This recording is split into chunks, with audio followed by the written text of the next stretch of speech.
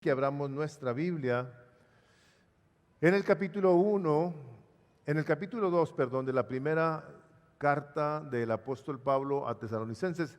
Seguimos predicando en ello y el día de hoy vamos a ver esta parte que, aunque el título, ahorita lo van a ver más adelantito, habla del siervo, quiero ser muy inclusivo de ello.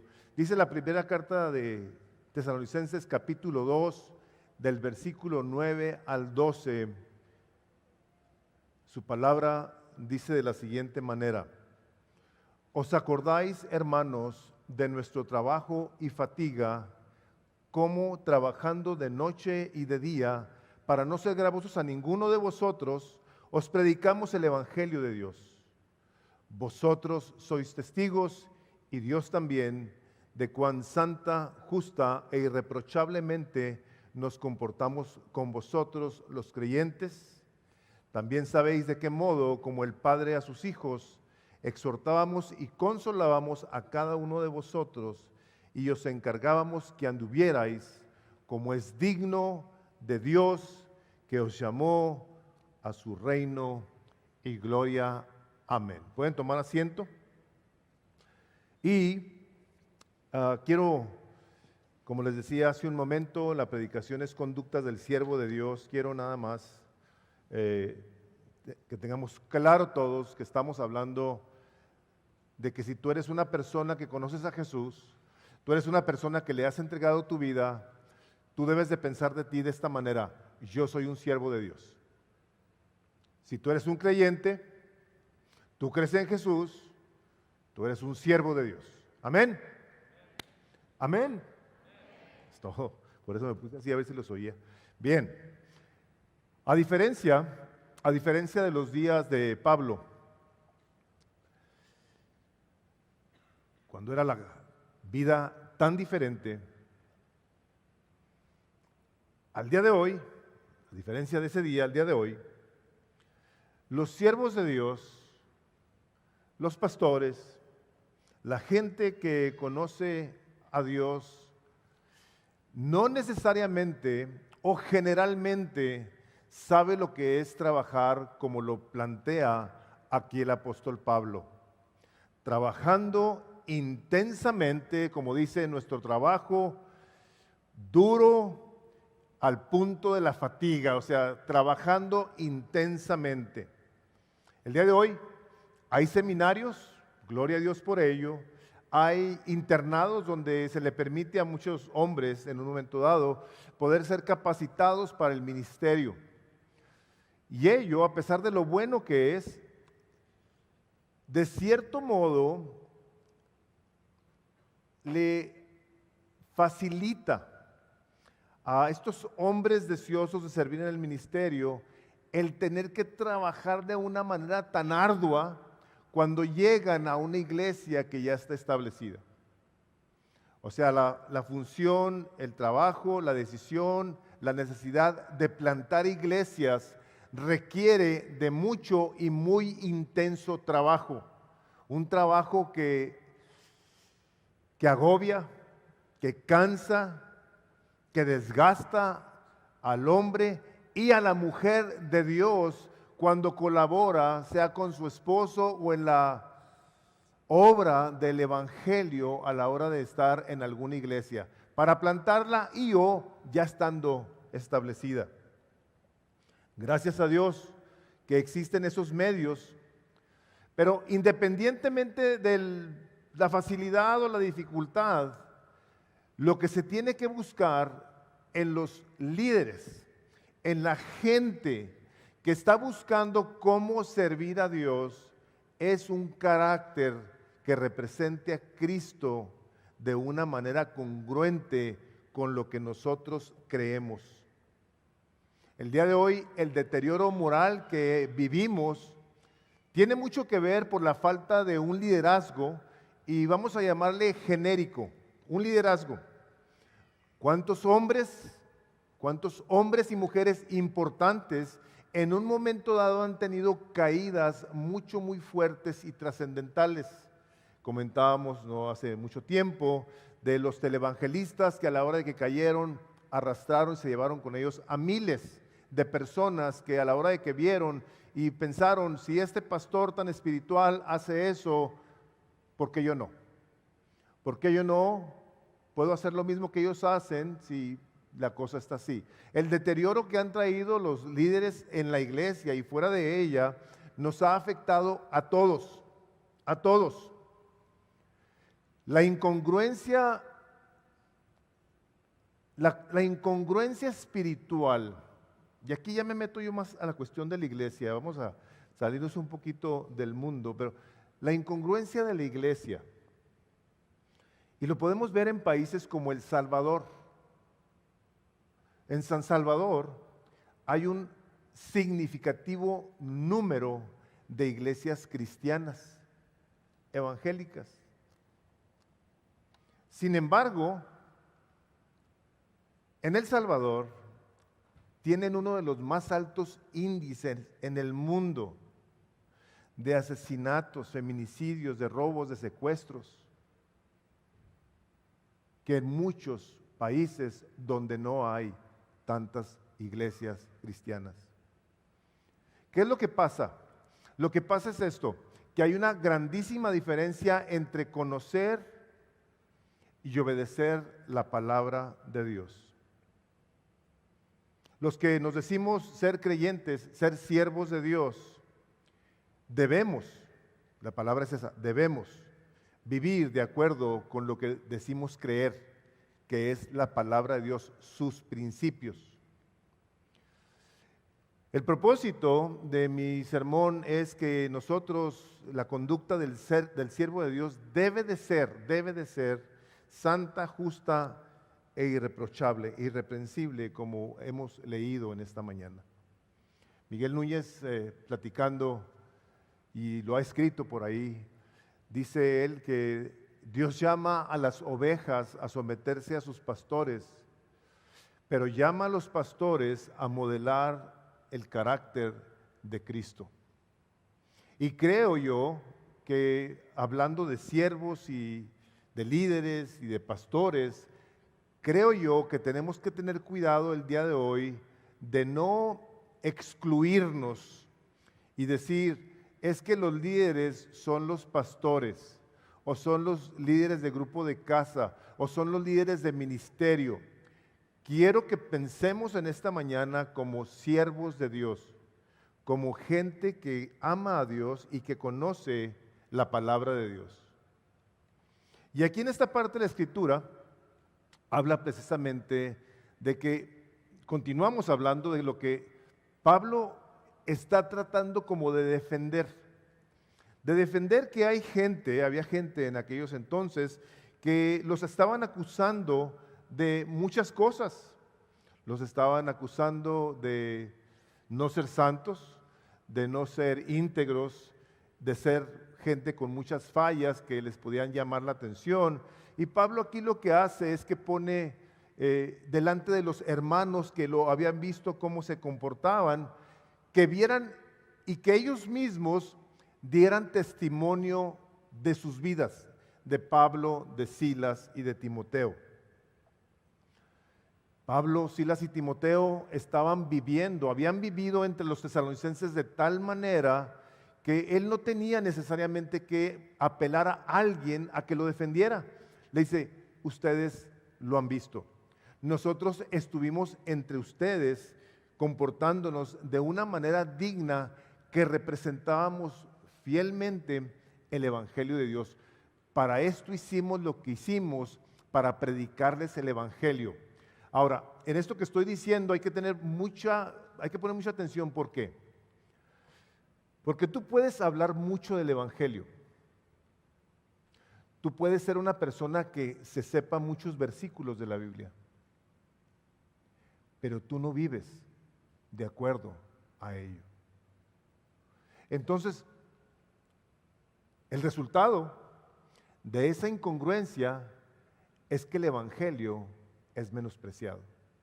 Es vituperado Cristo, no se le toma en cuenta, porque la pregunta es si este o esta que tanto sabe de la Biblia, habla, vive, dice, piensa, actúa como lo hace, ¿De qué se trata el cristianismo? ¿De qué se trata esto de ser creyentes? Nosotros vemos en la iglesia el día de hoy la facilidad en la que tenemos tanto programa, tantas clases que damos, cuyo propósito es el Evangelio. Queremos nosotros que la gente conozca el Evangelio. Sin embargo, a la hora de que nosotros empezamos en el Evangelio, empezamos muy emocionados, y cuando pasa el tiempo empezamos a ver el enfriamiento, empezamos a ver cómo empezamos a desanimarnos, cómo empezamos a volver en ocasiones a enamorarnos del mundo del cual Cristo nos ha venido a rescatar. Como personas que en un momento dado, a la hora de que se apuntan para algún tipo de servicio, muy emocionados, muy intencionales, pasa el tiempo y le hablan a alguien más para que los cubra y para que les ayude, y empieza ese desliz en cuanto al servicio, en cuanto al compromiso con Cristo, en donde fácilmente podemos caminar sin una diligencia como la que Pablo está aquí hablando, como la que hemos leído el día de hoy. Trabajamos y nos esforzamos hasta el punto de la fatiga para predicar el Evangelio.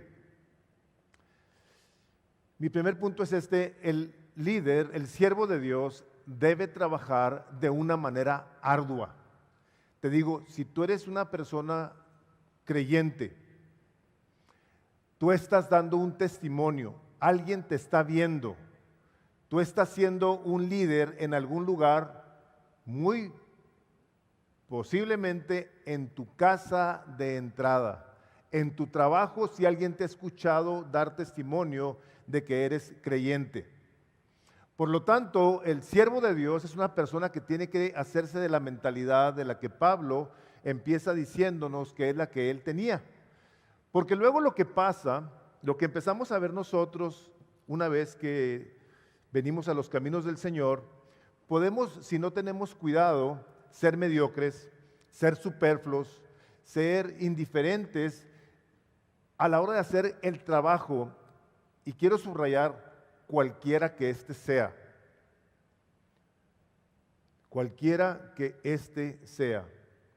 Todo trabajo requiere de una diligencia, de una responsabilidad, de un compromiso, porque de entrada lo que estamos haciendo, y espero que todos los que están escuchándome y poniendo atención puedan decir amén a esto: nosotros trabajamos para el Señor. Amén.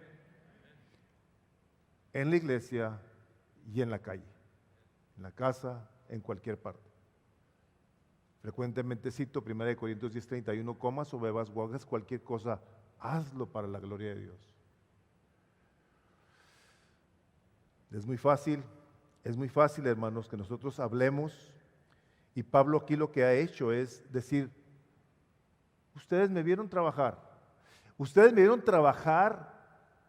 duro. Yo fui un hombre sumamente intencional.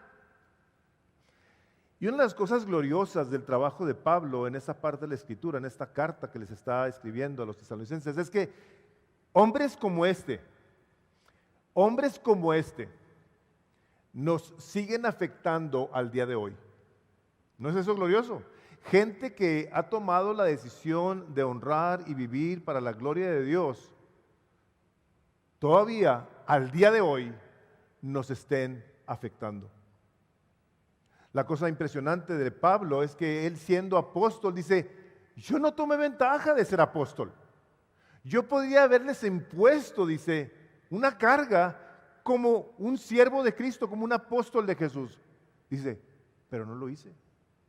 Lo que hice fue que me comporté entre ustedes y con ustedes como una madre. En ocasiones, en los púlpitos, una de las cosas que se busca es figurar, porque se cree que pueden de alguna manera tener alguna autoridad. Hay una autoridad, y la autoridad en el siervo de Dios se debe de demostrar en humildad, en la casa y aquí también. No es poder para querer uno obtener lo que uno quiere, es para servir al Señor con el temor reverente de que el Señor Jesucristo dijo: ustedes son siervos y son siervos inútiles. Ustedes nada más están haciendo lo que yo he preparado de antemano, como dice Efesios, para que ustedes anden en ello. Hermanos, en la iglesia el siervo de Dios trabaja de una manera diligente, cuando se le pide y cuando no se le pide. Su primer recuadro dice ahí: las personas que genuinamente, dice esa nota, buscan servir a Dios, no tienen que ser pastores o líderes. Quien realmente lo quiere hacer, lo hace independientemente de su puesto en la iglesia. No siempre se les tiene que pedir. Ahorita mencionaba yo para ayuda con los jóvenes, el siervo de Dios dice: yo quiero ir a servir a esos jóvenes, yo quiero ir a dejar una marca. Como las personas que respondieron al llamado de Aguana: gloria a Dios por ustedes los que lo han hecho. Yo quiero ir a impartir, a dejar mi vida entre niños y niñas a quienes pueda yo bendecir, a quienes pueda hablarles la palabra de Dios, a quienes pueda modelar. Gloria a Dios por la gente que responde. En ocasiones parece como que se espera a que algo glorioso, visible, se pueda presentar para entonces responder a ello. Trabajamos entre ustedes de una manera dura, día y noche, dice.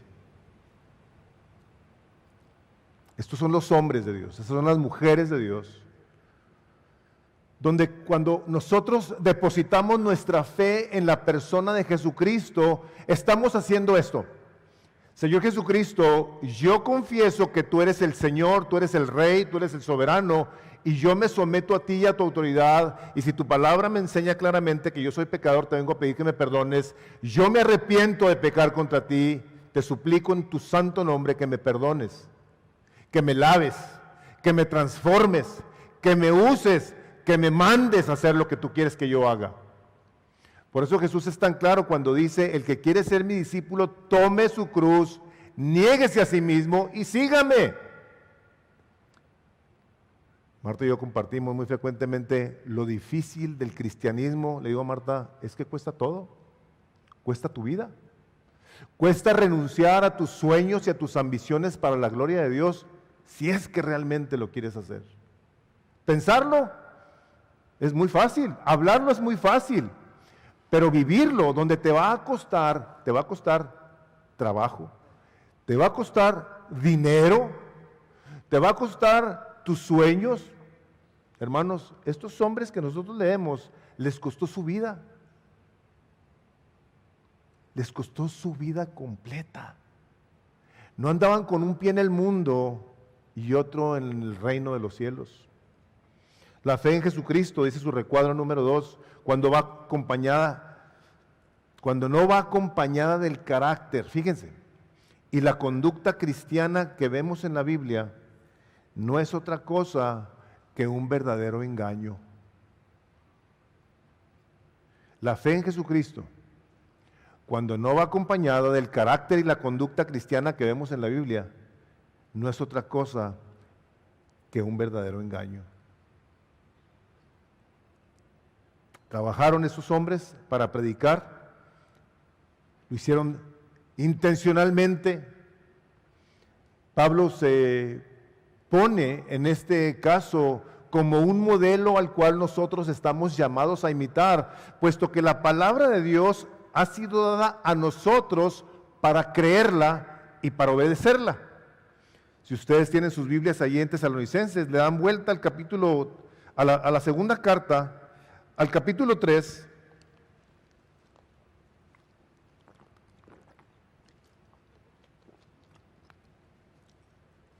el versículo 7, donde Pablo vuelve a apelar una vez más a los que lo están escuchando.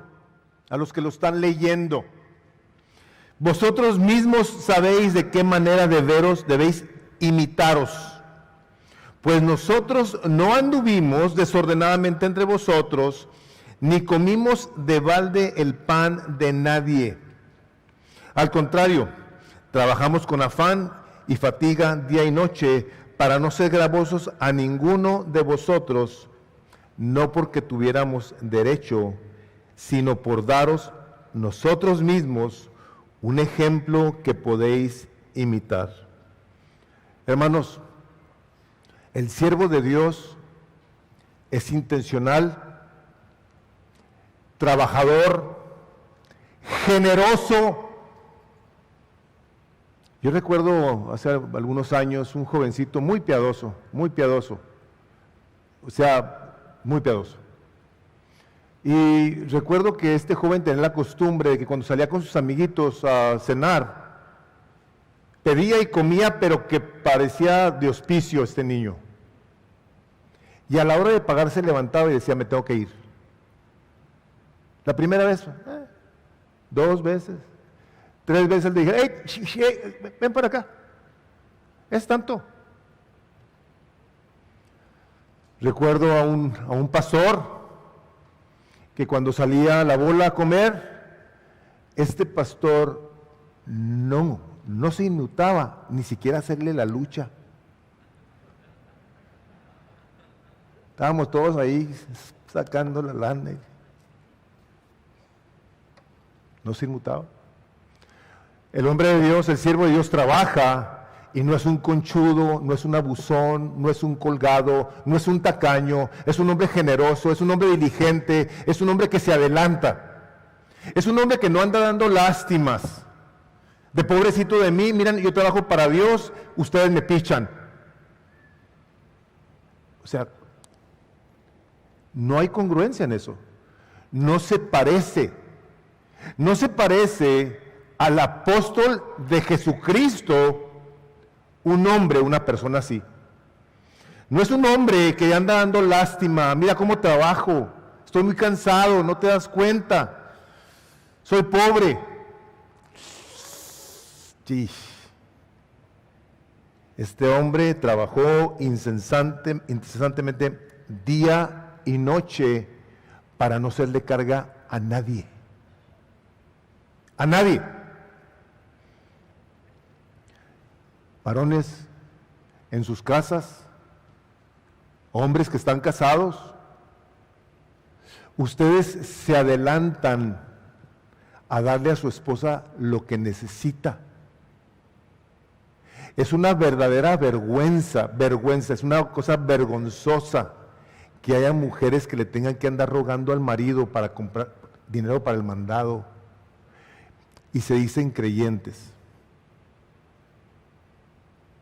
Deja tú sus necesidades personales que tienen. El hombre de Dios modela eso con su esposa y con sus hijos. Que vean que en esa casa hay, porque se trabaja y duro, y se cuida, y se administra. Y no andan con lloriqueos y con quejas. Ese es el hombre que modela a Jesús, porque así Pablo aprendió de Jesús. Aquí hay hambre, a darles de comer.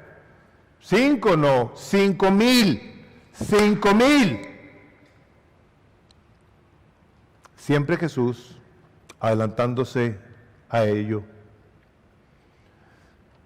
Nosotros trabajamos así o debemos de trabajar así, con la intención de que los demás cuando nos vean en la iglesia también aprendan de nosotros. Ay, pastor, pero es que sabes que, mira, yo he trabajado mucho y no sabes cuántas veces no me han dado las gracias. Nadie me toma en cuenta. Ahí te lo puse, el versículo de Hebreos 6:10, para que sepas para quién debes de estar trabajando. Porque Dios no es injusto. Si pensamos que estamos trabajando para el Señor, para olvidar vuestra obra, y el trabajo de amor que habéis mostrado hacia su nombre, habiendo servido a los santos y sirviéndoles aún.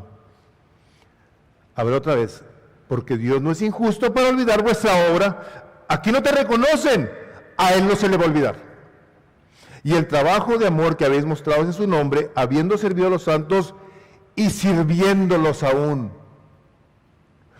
Nosotros, como creyentes, hermanos, no nos vamos a graduar de servir.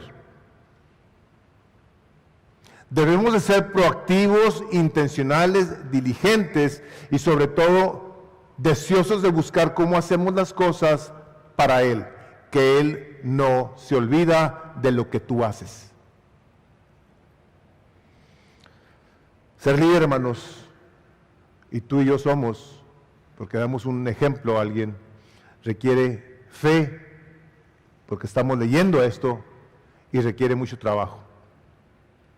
La segunda cosa que Pablo les dice aquí a los tesalonicenses, les dice: vosotros sois testigos, y Dios también, de cuán santa, justa e irreprochablemente nos comportamos con vosotros los creyentes. Hermanos, el creyente no únicamente sirve, sino que sirve de una manera santa, de una manera apartada. Apartados para servir al Señor entre nosotros no es opción. El Espíritu Santo de Dios dice en la primera carta de Pedro, el capítulo 1, versículo 16, sed pues vosotros santos, porque Dios es santo. Tu santidad, el apartarte tú del mundo para servir a Dios, hermano y hermana, no es una opción. Tú no puedes andar viviendo de una manera mundana, inmoral,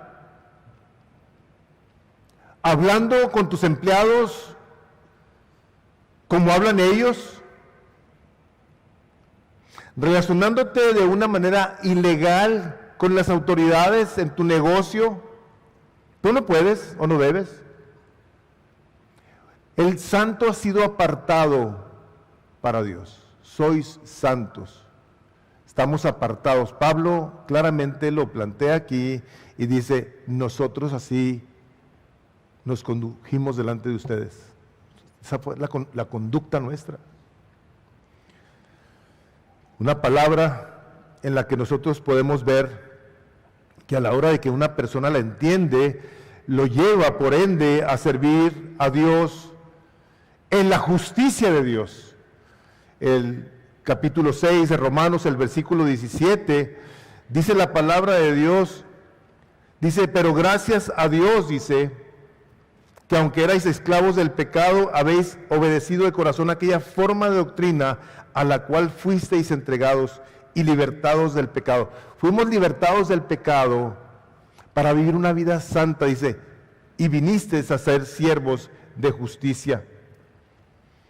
Hermanos, la santidad como nosotros la conocemos en la Escritura, decía el gran teólogo A.W. Tozer, dice: la santidad como se enseña en las Escrituras no se basa en el conocimiento de nuestra parte, más bien se basa en el Cristo resucitado que mora en nosotros y nos cambia a su semejanza. Tú eres una persona que ha reconocido a Jesucristo como su Salvador.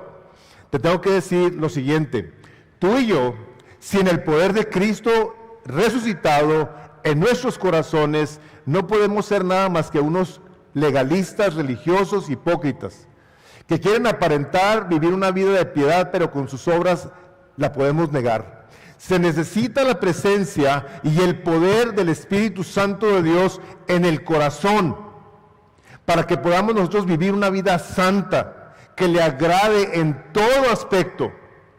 Y es lo que Pablo dice: les venimos a predicar el Evangelio porque el Evangelio cambia gente. El poder del Evangelio transforma el alma. Es por lo que nosotros conocemos que podemos ser libertados del poder del pecado y del diablo para luego vivir una vida santa, una vida que le agrade, una vida que está llena del poder de Dios. Y no se detiene en eso Pablo. Dice: justa.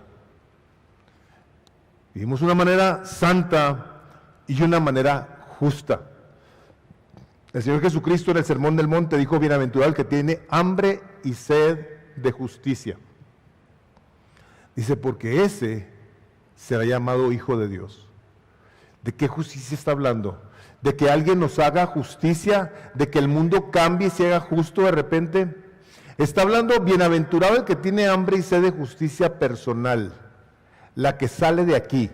Yo quiero vivir una vida justa, una vida recta, una vida íntegra delante de Dios y delante de los hombres, como dice Corintios. Esa fue la manera en la que nosotros vivimos delante de ustedes, dice Pablo. El Salmo Isaías 26:2 dice, me gustó esto. 26:2, Isaías 26:2 dice, abrid las puertas y entrará la gente justa, guardadora de verdades. Justa. Una de las cosas, hermanos, en la vida tal vez más fácil sea hablar. Y otra es cumplir con lo que hablamos. Los dobles estándares existen desafortunadamente dentro del pueblo de Dios de una manera terrible. La falta de compromiso, la deslealtad, hermanos, la falta de lealtad, algo le ha desmoronado la lealtad en la gente. Algo le ha hecho el espíritu del aire que dice la palabra. A las primeras de cambio, cambia la gente, toma decisiones sin importarle quién o qué. Esas situaciones que han afectado la vida de la gente en la iglesia, donde no es otra cosa más que una falta de carácter, donde fácilmente podemos ser injustos. Cuando Pablo habla de la conducta justa, está hablando de ser lícito, correcto, íntegro en su conducta y en su carácter. En lo justificado y vindicado por Dios, es una persona que intencionalmente busca cómo hace lo correcto cuando se le ve y cuando no se le ve. Cuando habla y cumple lo que dice y se ve lo opuesto cuando de repente ya no se le ve. El hombre y la mujer de Dios debemos de ser, hermanos, gente de palabra. Gente que lo que dice lo hace. Todos los que estamos aquí seguramente si hemos leído la palabra de Dios, el Señor Jesucristo fue muy claro cuando dijo, cuando hables, que tu sí sea un sí y tu no, un no. Y luego dice esto que a mí se me hace muy shocking, porque todo lo que viene de más, del mal procede. O sea, su origen no tiene nada que ver con Dios. Es un origen malo. Continúa el apóstol Pablo diciendo, en esa parte quiero que veamos esta cita de Eclesiastés, donde dice, mejor es que no prometas, y no que prometas y no cumplas. No dejes que tu boca te haga pecar, ni digas delante del ángel que fue ignorancia. Porque ¿qué harás que Dios se enoje a causa de tu voz y que destruya la obra de tus manos? Donde abundan los sueños, también abundan las vanidades y las muchas palabras. Y esto fue lo que me impactó mientras estaba repasando. Dije, mas tú teme a Dios. Más vale, hermanos, que cuando vayas a hacer algo, lo hagas. Son cosas que Salomón, inspirado por el Espíritu Santo, dice, esto puede provocar a Dios a ira. Dice, donde abundan los sueños, dice, abundan también las vanidades. Cuando empieza la gente a soñar. Cuando empieza la gente a imaginarse cosas. y lo que trae es vanidad, es ese orgullo, ese deseo carnal de querer hacer algo, donde el Señor dice, no son nada más que palabras. Dice, mejor tú cuando hables, teme a Dios.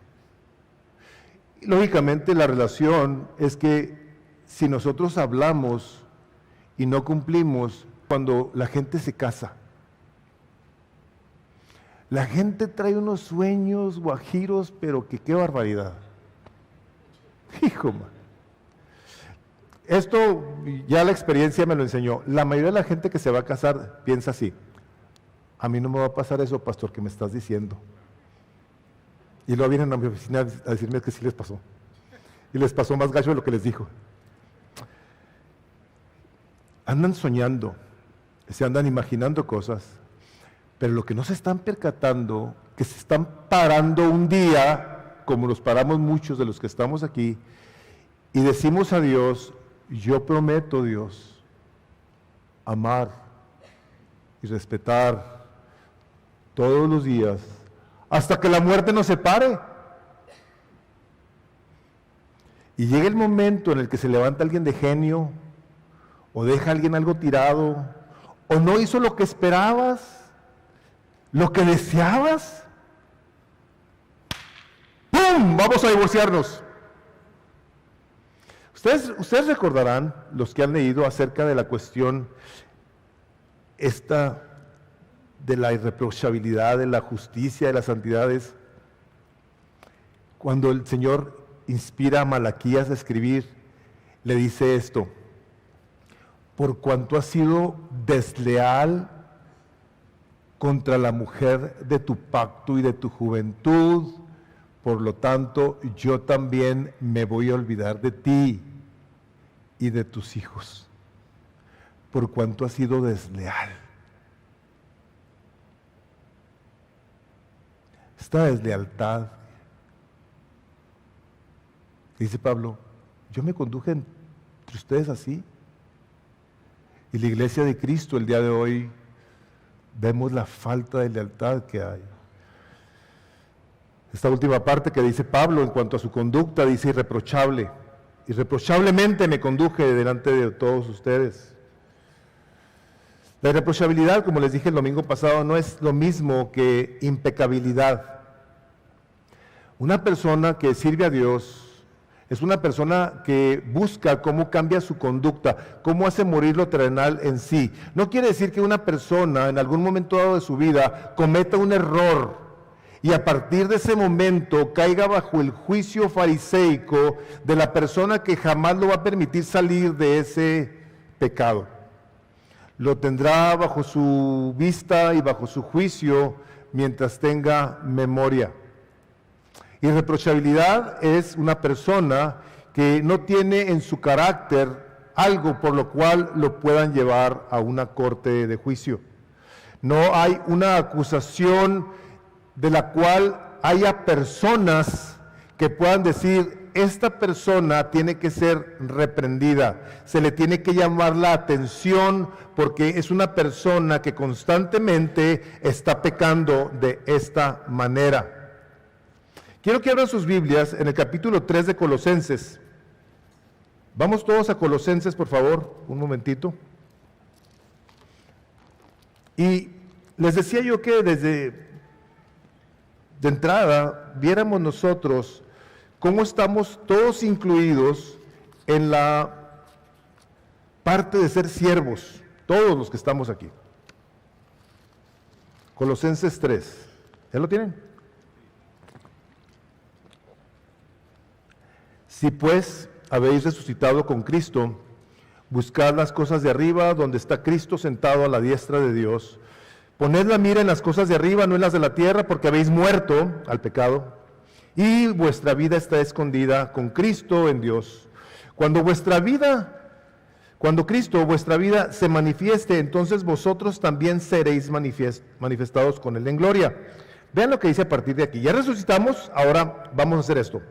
Haced morir pues lo terrenal en vosotros, fornicación, impureza, pasiones desordenadas, malos deseos y avaricia, que es idolatría, cosas por las cuales la ira de Dios viene sobre los hijos de desobediencia, en las cuales vosotros también anduvisteis en otro tiempo cuando vivíais en ellas, pero ahora dejad también vosotros todas estas cosas: ira, enojo, malicia, blasfemias, palabras deshonestas de vuestra boca, ni mintáis los unos a los otros, habiéndoos despojado del viejo hombre con sus hechos, y revestidos del nuevo, el cual conforme a la imagen del que lo creó, se va renovando hasta el conocimiento pleno, donde no hay griego ni judío, circuncisión ni circuncisión, bárbaro ni escita, siervo ni libre, sino que Cristo es el todo en todos.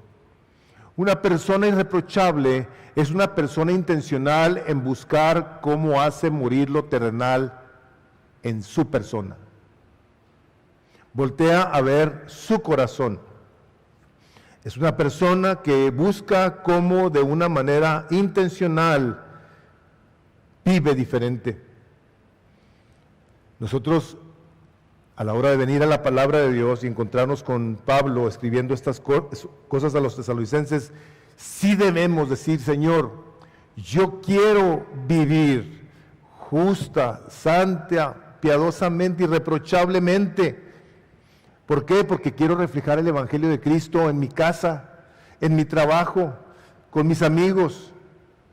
Esto habla del amor que una persona que conoce a Cristo, que dice que ama a Dios, puede mostrar para con los demás. Y aquí es precisamente donde Pablo continúa diciendo en el versículo 11, dice: también sabéis de qué modo, como el Padre a sus hijos, exhortábamos y consolábamos a cada uno de vosotros. Ya Pablo se había presentado como una madre, ahora viene a hablar de su papel como un papá que viene y exhorta y consuela a sus hijos. La palabra exhortación, su original en el griego, es parakaleo, que tiene su origen en la palabra como paracletos, que es la persona o el nombre, uno de los nombres del Espíritu Santo, y es literalmente caminar al lado. El Espíritu Santo no únicamente camina a nuestro lado, camina con nosotros y en nosotros. Aquí lo que Pablo está haciendo es decir: yo me comporté como un papá que camina junto contigo. O sea, no los dejé solos a ustedes, tesalonicenses. Yo fui intencional en ello, quise decirles qué hacer, quise exhortarlos, quise animarlos.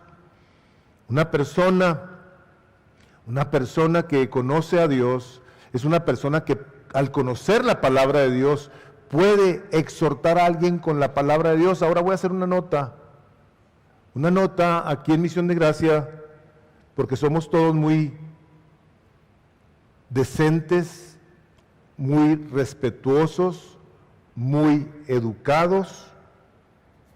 En ocasiones, hermanos, nosotros tenemos que tener cuidado de que a la hora de que vemos a algún hermano que peca, nuestra responsabilidad es decir: hermano, ¿te puedo servir en algo en ese aspecto? ¿Puedo caminar junto contigo ese proceso? Y la razón que les digo de lo respetuoso y lo educado que son, porque la verdad es que esta es una congregación bien admirable, pero esto, hermanos, esto no es permisible. El que nosotros veamos a un hermano cometer pecado, la palabra de Dios dice que nosotros debemos ayudar a ese hermano, porque no sabemos si nada más es la punta del iceberg, y que lo que vimos sea la evidencia de algo sumamente serio. Nosotros exhortamos en el amor de Cristo a los hermanos, aunque alguien te diga: sabes que no te andes metiendo en lo que no te importa. Tú le puedes decir lo siguiente y le dices que yo te dije: sabes que pues sí me importa porque te amo, me interesa tu bienestar espiritual, me interesa tu vida. Pero no nomás exhortar, sino consolar, dice Pablo. Yo lo hacía como un papá. Este es el ejemplo de un muy buen padre. Y bendigo a Dios por todos los papás que hay aquí, que han hecho lo mejor, que creo que son todos, o la mayoría, en ser papás buenos padres. Yo he dicho esto, y me puede mucho decirlo, porque lo he visto. Es preferible que no haya papá en una casa, un papá horrible, golpeador, destructor, infame, abusivo, golpeador, a que esté en la casa. He visto el daño que esas cosas causan. Por eso bendigo a todos los papás que aquí, aunque no hagan lo perfecto, se esfuercen en hacer lo mejor. Dios los bendiga, papás. Dios los ayude en esta tremenda responsabilidad que tenemos delante de Dios, porque lo que dice Pablo que hacía era que los consolaba. Todos como creyentes, y nosotros lo vemos en los hijos, vemos que todos pecamos. Todos la regamos de una manera u otra. Y Pablo seguramente que vio esas cosas en la iglesia de Tesalónica, pero lo que hizo fue consolarlos. A decirles, ¿sabes qué? La próxima vez va a salir mejor. No te preocupes, hay que hacer esto. Estaba trayendo un consuelo, estaba animando al débil, al inexperto, al que había tropezado. Este es el hombre que decía, está bien, vamos a volverlo a hacer, vamos a volver a tratar. Esa es la función de un hombre de Dios y de una mujer de Dios. D.L. Moody dijo esto: un padre es mejor que 100 maestros de escuela. Un padre es mejor que 100 maestros de escuela. Un padre que genuinamente dice amar a Dios, lo muestra y lo muestra de entrada en su casa, amando a mamá. El hombre que dice que conoce a Dios, ama a su esposa y ama a los hijos. O sea, es intencional en ello. Un hombre que dice que ama a Dios y es un áspero, un mala onda con la esposa, no tiene un entendimiento correcto de la palabra de Dios. Cree tal vez que sea cristiano, pero no ha entendido lo que dice Efesios, donde dice, el que ama a su esposa, a sí mismo se ama. Entonces el maltrato hacia alguien es nada más y nada menos que una muestra de un no amor por ti. Tú no te amas.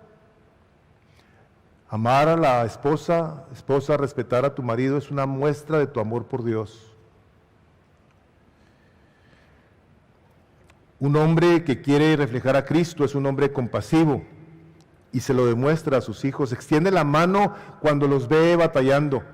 Estamos, hermanos y hermanas, el día de hoy en un tiempo en el que hay mucha confusión y temor y angustia y preocupación. ¿Ustedes creen que somos los primeros en pasar por una crisis de esta? ¿Sí saben que hubo aquí una gran depresión en Estados Unidos y que la gente hacía líneas de horas para pedir un pan y una avena aguada? Y hacemos los escándalos del mundo el día de hoy y lo impartimos sin darnos cuenta del daño que estamos haciendo. Cuando somos nosotros la gente a quien Dios le ha dado el Evangelio de Dios, las buenas y mejores noticias sobre la faz de la tierra. Entonces, si las tenemos, entonces, ¿por qué no las mostramos amando? Siendo cuidadosos cómo vivimos, cómo hablamos, cómo pensamos. Esta última parte donde el apóstol Pablo habla en el versículo 12 de Tesalonicenses, dice, y os encargábamos que anduvierais como es digno de Dios, que os llamó a su reino y gloria. Hermanos, es responsabilidad de todo hombre y mujer de Dios animar a las personas a que vivan de una manera digna. Ahora, todo esto empieza con uno, por supuesto. Si tú no andas de una manera digna, pues ¿cómo puedes animar a alguien más a que lo haga? Jóvenes, ustedes sean ejemplos de otros jóvenes en las escuelas. A.W. Tozer no está en sus notas, en una ocasión me acuerdo de una cita que dijo él, dice, la iglesia quiere afectar al mundo, dice, pero ha sido el mundo el que ha afectado a la iglesia. Jóvenes que están en las escuelas, ustedes van a tener que pagar un precio por su fe.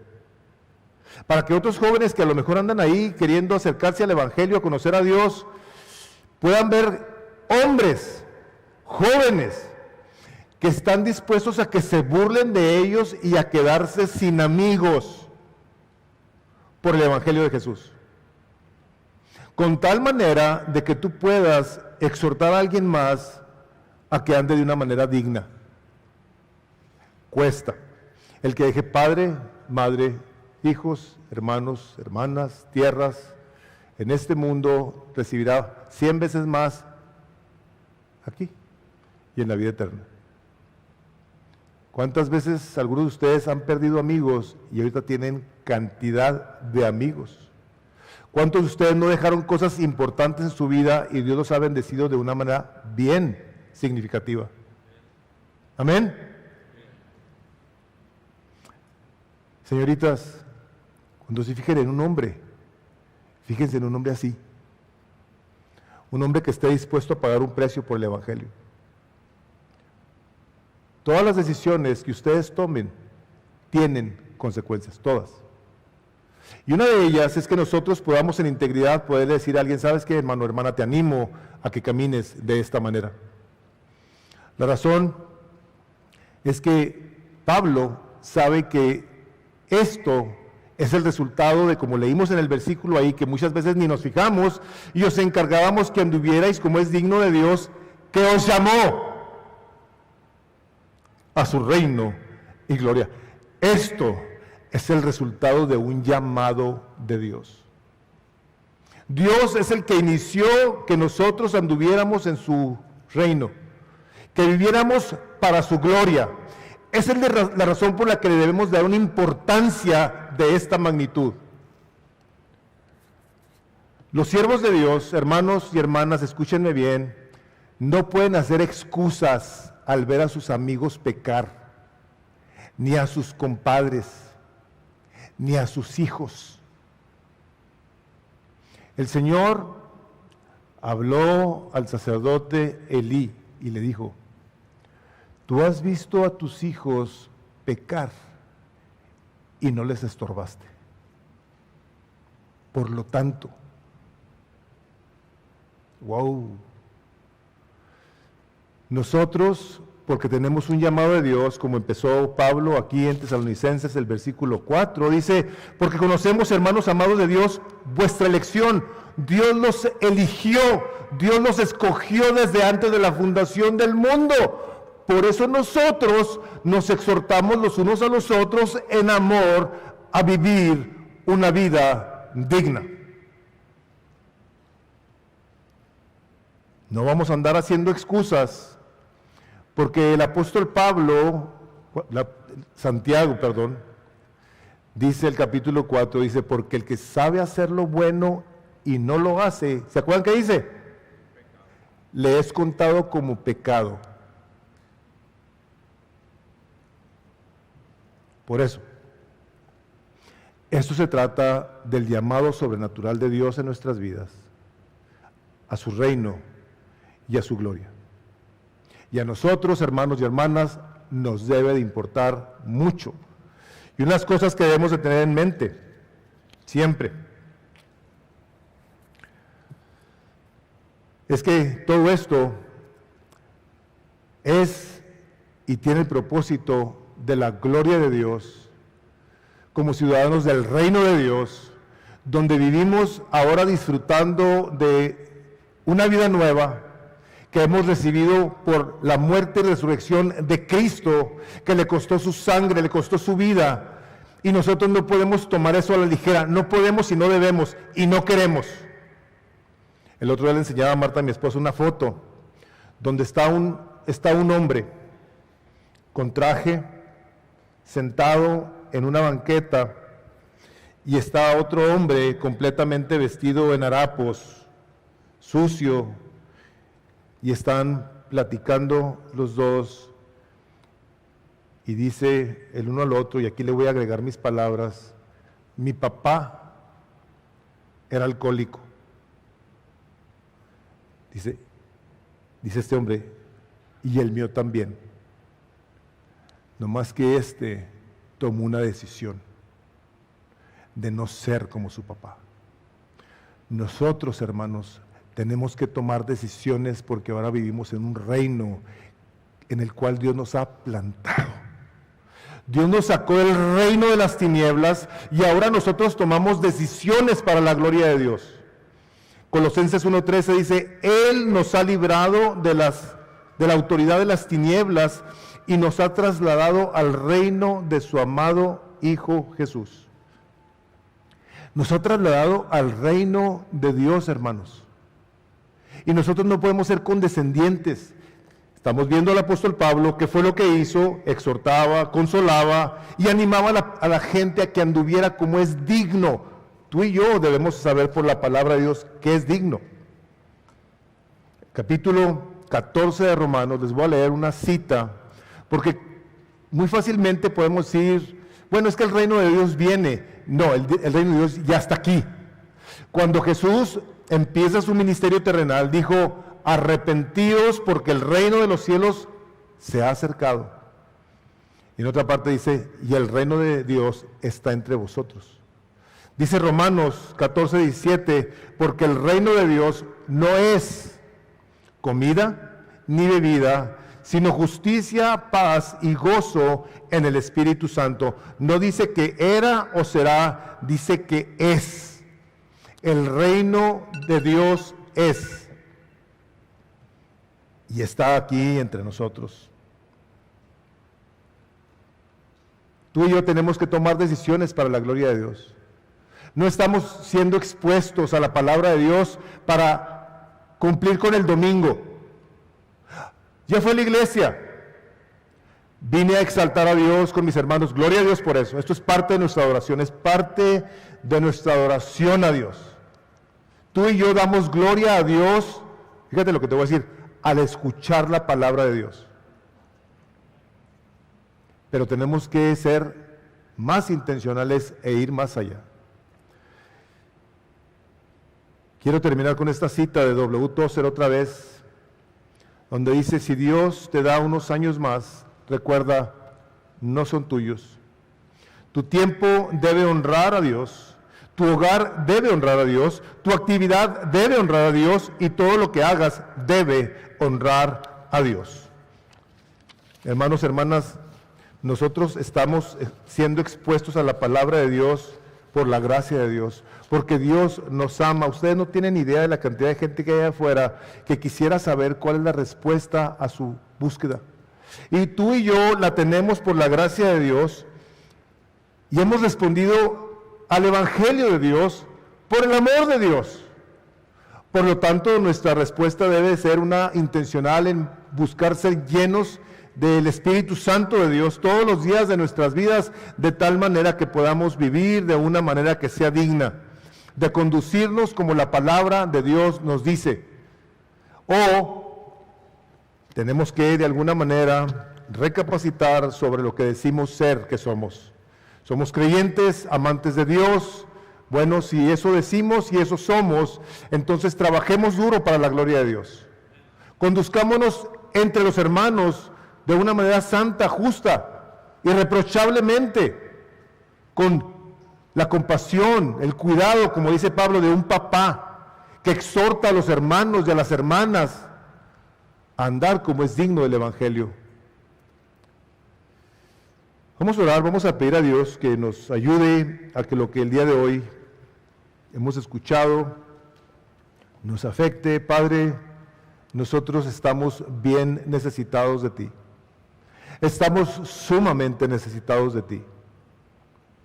Y queremos pedirte, Padre, en el nombre de Jesús, que lo que el día de hoy hemos escuchado, por tu Espíritu Santo, nos ayudes a dar pasos, aunque sean pasos de bebé, Señor, en esa dirección en la que buscamos y queremos darte gloria a tu santo nombre.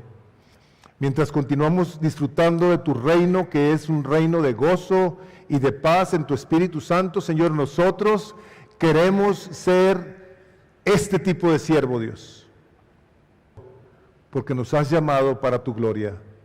Padre, juntos lo pedimos y recibimos, Padre, tu bendición, y te pedimos, Padre, por las oportunidades que nos habrás de dar de poner esto en práctica, porque lo pedimos para tu gloria y lo pedimos en el nombre de Jesús. Amén. Y amén. Que el Señor los bendiga a todos. Pasen un domingo muy maravilloso.